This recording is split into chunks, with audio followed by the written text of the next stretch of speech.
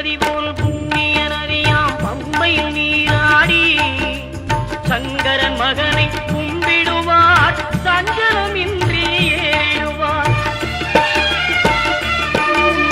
நீலிமலை ஏற்றம் சிவபாலனும் ஏற்றிடுவார். காலமெல்லாம் நமக்கே அருள்காவலராயிருப்பார். தேகபலம் தா பாதபலம் தா தேகபலம் தா பாதபலம் தா தேகபலம் தாய